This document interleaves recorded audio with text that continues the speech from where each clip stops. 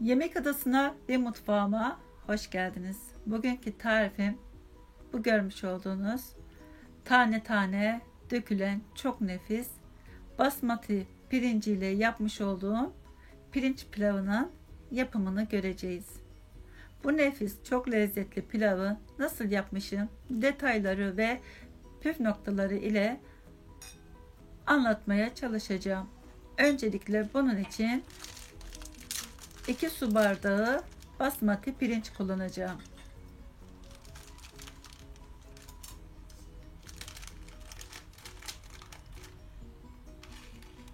Kullandığım bardak ölçüsü 200 milimlik.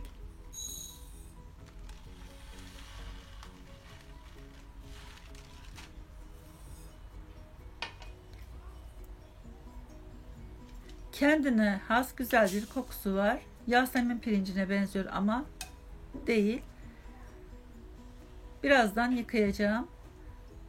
Şimdi pişireceğim tencerenin içine aynı bardağın ölçüsüyle 4 su bardağı suyu ekliyorum. Daha sonra ocağa bırakacağım. Kaynamasını bekleyeceğim.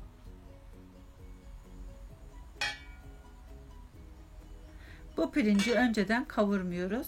Bu şekilde pişireceğiz. Suyumuz kaynamaya başlayınca 1 tatlı kaşığı tuz ekledim. Şöyle 2 yemek kaşığı kadar da tereyağı ekliyorum.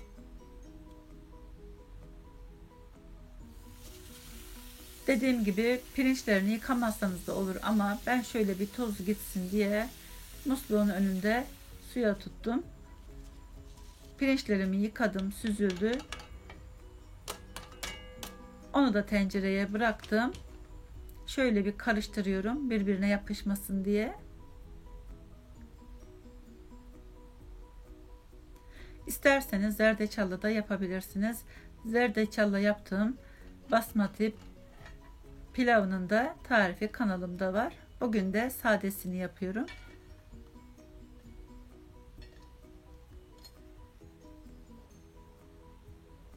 Arada kontrol ediyorum yanmasın diye.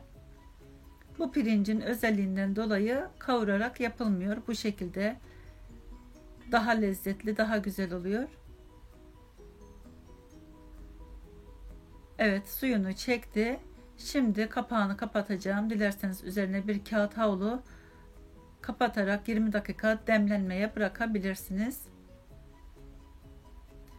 Pilavımız demlendi. Gayet güzel. Tane tane oldu. Şimdi sunumunuzu yapabilirsiniz.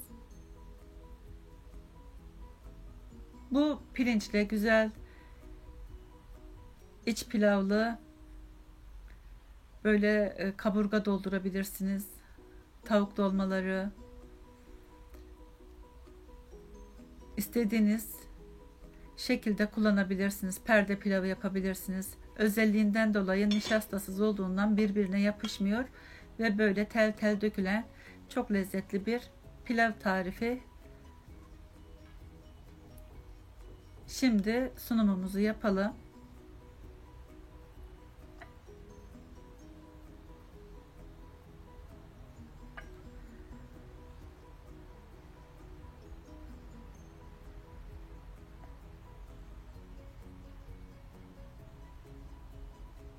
Çok fazla bastırmayalım.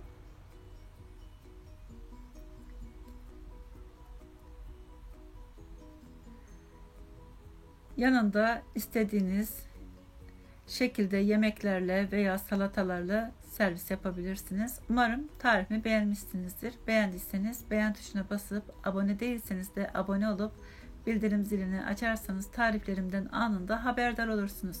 İzlediğiniz için teşekkürler. Başka tariflerde, başka videolarda görüşmek üzere. Hoşça kalın. Afiyet olsun.